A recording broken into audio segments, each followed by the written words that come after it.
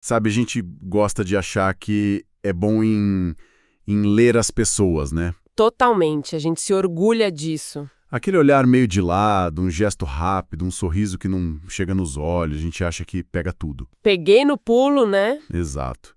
Mas, assim, será que a gente é bom mesmo? E se a sua profissão dependesse disso? Tipo, na psicoterapia, onde uma sobrancelha levantada pode dizer mais que 10 minutos de papo. Essa é exatamente a pulga atrás da orelha que motivou uma pesquisa fascinante que a gente vai analisar hoje. Opa! É um estudo de 2025, publicado na revista Current Psychology. Ele não só questiona isso, mas também apresenta e testa uma solução. Um programa de treinamento para psicoterapeutas chamado NOBET. NOBET, ok. É a sigla em inglês para Programa de Treinamento em Comportamento Não Verbal. Perfeito. Então, nossa análise hoje vai mergulhar fundo nesse material. O que exatamente tem nesse treinamento? Ele realmente funciona? E o que essa pesquisa toda revela sobre o desafio que é ensinar e aprender essa linguagem silenciosa, né? Que todos nós usamos, mas que, assim, poucos dominam de verdade. Vamos começar pelo começo, então. Por que essa habilidade é tão vital? O artigo dá uns exemplos que são bem diretos, sabe? Uhum. Imagina o estrago que pode causar um terapeuta que interpreta uma expressão neutra de um cliente como se fosse raiva. Nossa, isso pode minar toda a confiança. Exatamente. O artigo menciona que isso acontece em alguns transtornos de personalidade e, assim, enfraquece a relação que é a base de tudo. Pois é, e o que motivou os pesquisadores foi uma lacuna muito específica que eles viram na formação de psicoterapeutas na Turquia. Uma lacuna? Como assim? Nas habilidades verbais. Em como conversar, como fazer as perguntas certas. O que faz todo sentido. Só que quase não existe um treinamento formal, sabe, estruturado, para observar o que não é dito. É como ensinar um músico a ler partitura, mas não a ouvir o silêncio entre as notas. Espera um pouco, tem um dado no material de um estudo anterior que eles citam que me deixou assim chocado. Qual deles? Diz que candidatos a psicoterapeutas na Turquia, ou seja, gente que já está na área, não eram melhores em reconhecer emoções básicas em fotos de rostos do que a população em geral. É um dado muito forte, né? Isso é sério? Quer dizer que eu, sem formação nenhuma, teria a mesma chance de acertar que um futuro terapeuta? Isso é preocupante, no mínimo. E mostra o tamanho do problema. Sugere que só a intuição ou o conhecimento teórico não garantem essa competência. É uma habilidade separada que precisa ser exercitada de propósito. Ok, então a necessidade está clara. Mas antes desse NoVet, não existia nada. O artigo menciona umas ferramentas que já tentavam resolver isso. Sim, existiam. A mais famosa talvez seja o MET, a ferramenta de treinamento de microexpressões, do psicólogo Paul Ekman. A ideia é treinar o olho para pegar aquelas piscadas de emoção, certo? Isso. Uma microexpressão é uma expressão facial, involuntária e rapidíssima. Dura menos de meio segundo. Ela meio que vaza uma emoção verdadeira antes que a gente consiga controlar. Entendi. E o MET treina as pessoas para identificar 7 emoções universais: felicidade, raiva, surpresa, nojo, medo, tristeza e desprezo. E como funciona? Você vê um rosto neutro na tela, a emoção pisca por uma fração de segundo e o rosto volta a ficar neutro. E sim, os estudos mostram que funciona, as pessoas ficam melhores em identificar essas expressões isoladas. Então, problema resolvido. Por que criar outro programa se o MITT funciona? Não era só aplicar ele? Aí que está o ponto central do artigo. Funciona, mas dentro de um laboratório. A grande crítica que os pesquisadores fazem é sobre a validação ecológica. Validade ecológica. É um termo técnico para dizer: a vida real é muito mais bagunçada.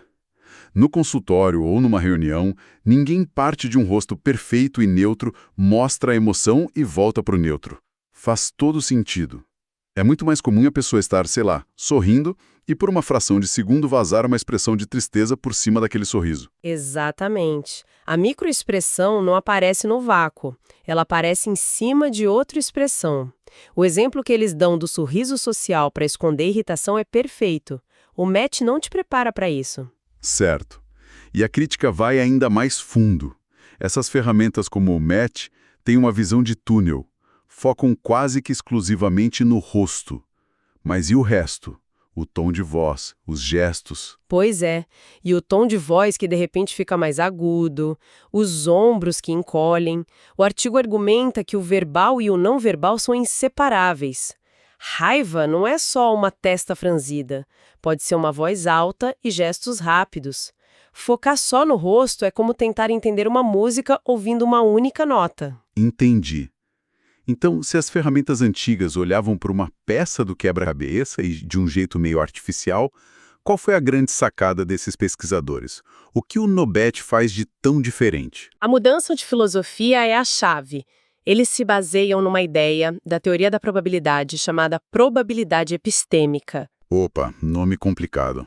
Em bom português, o que isso quer dizer? Quer dizer que, em vez de buscar uma certeza absoluta, tipo, esse olhar significa desprezo ponto final, o terapeuta é treinado para ser um detetive. Um detetive. Gostei disso. Ele aprende a observar um conjunto de pistas no rosto, na voz, no corpo e a formular hipóteses.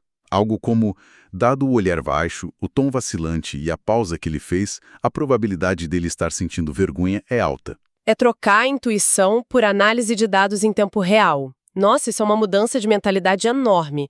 Sair do eu acho que ele está sentindo isso pro as evidências sugerem que ele está sentindo isso.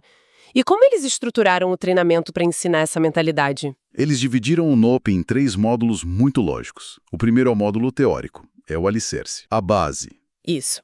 Ali eles cobrem a neurociência das emoções, como o rosto, os olhos e a voz funcionam, a importância dos gestos, da postura, é a base científica para entender o que se está vendo. Ok, teoria.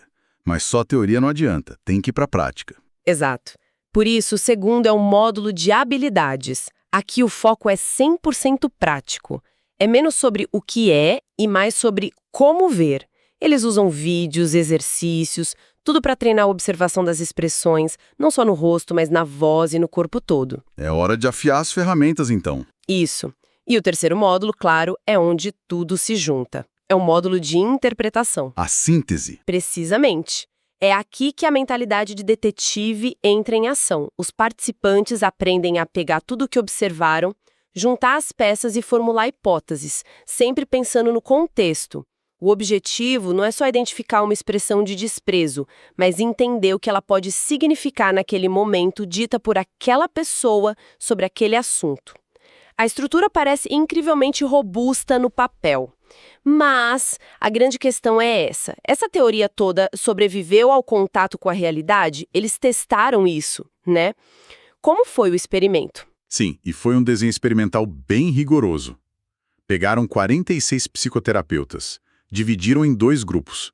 Um passou pelo treinamento Nobet e o outro, o grupo de controle, não fez nada. E todos fizeram testes antes e depois para poder comparar. Exatamente, pré-teste e pós-teste. E que tipo de testes eles usaram para medir se o pessoal ficou melhor nisso? Foram 3 ferramentas principais. A primeira foi o JAC-FEI, que é um teste mais tradicional, com fotos de alta qualidade de rostos mostrando as emoções básicas. Certo, o padrão.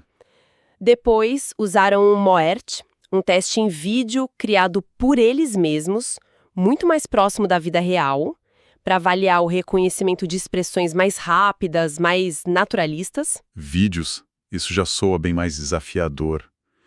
E o terceiro? O terceiro foi o Nobeclat, um teste de múltipla escolha para medir o conhecimento teórico, basicamente para ver se o conteúdo do módulo 1 tinha sido absorvido. Ok, então.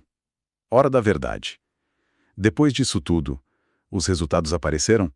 O grupo treinado realmente se saiu melhor? E como? O grupo que fez o Nobet mostrou uma melhora estatisticamente significativa em todas as 3 medidas, em comparação com o grupo de controle. Em todas? Em todas. Ficaram melhores nas fotos, muito melhores nos vídeos e gabaritaram o teste de conhecimento teórico. Uau! Então a coisa funciona. Mas isso dura? Porque não adianta fazer um curso, melhorar por uma semana e depois esquecer tudo. Essa é a prova de fogo de qualquer treinamento. E eles pensaram nisso. Fizeram um teste de acompanhamento 2 meses depois. Sem nenhum reforço. O resultado foi que as melhorias se mantiveram. O conhecimento e a habilidade não se deterioraram. Isso é crucial. Mostra que o aprendizado foi profundo. Ele colou. Isso é impressionante. Mas, falando em resultados, os números parecem ótimos, mas 46 psicoterapeutas não é uma amostra um pouco pequena? E por ser um programa novo, não poderia haver um efeito placebo? Tipo, o pessoal melhorou só porque estava recebendo atenção especial? Essa é uma ótima observação crítica.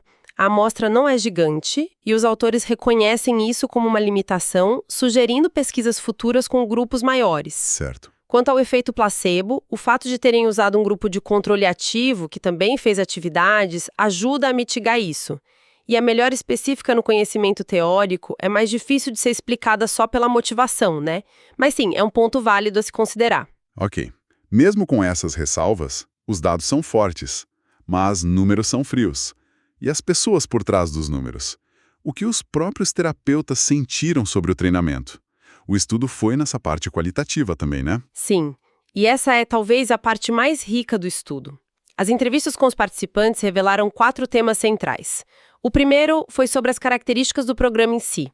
Eles descreveram como bem estruturado, prático e uma palavra que apareceu muito, original. Eles mencionaram algo que os surpreendeu?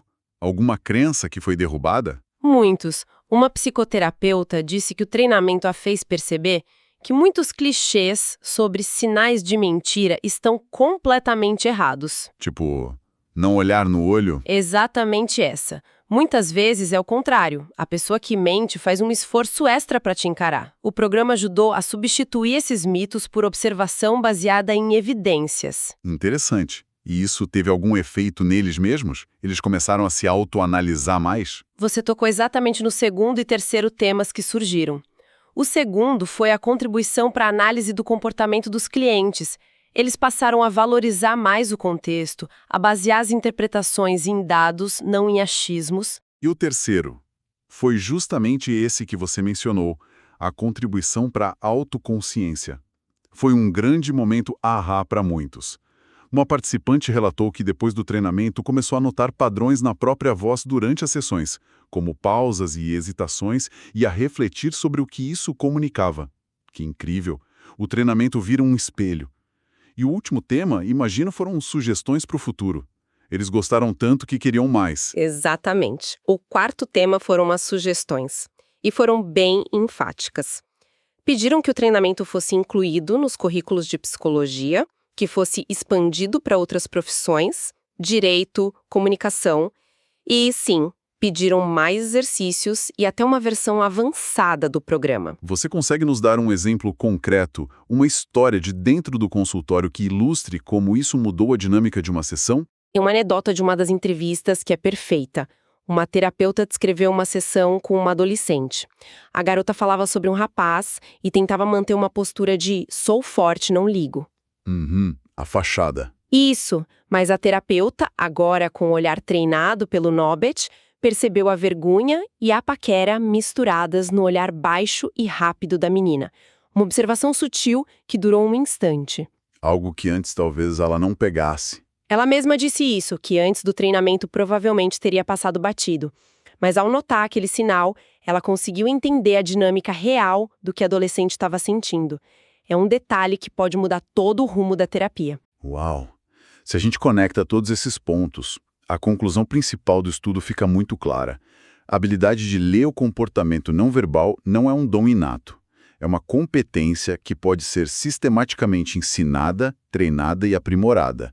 É uma habilidade, não um talento. Corpo e voz como um sistema integrado parece ser um caminho muito, muito eficaz. E é impossível não pensar no nosso mundo atual. Numa era de comunicação cada vez mais digital, com terapia por vídeo se tornando comum, algo que o próprio artigo menciona. Sim. Essas habilidades ficam ainda mais cruciais. A gente sente na pele, né? Numa chamada de vídeo, a gente perde o contexto do corpo inteiro. Mas essa pesquisa sugere que a gente pode treinar para captar muito mais dos sinais que sobram. Isso nos deixa com uma reflexão final. Os próprios terapeutas sugeriram que o curso seria útil para advogados, comunicadores, gerentes. Basicamente, qualquer pessoa que trabalhe com pessoas. Vidas profissionais e pessoais, se a gente aprendesse a enxergar esses sinais com um pouco mais de clareza.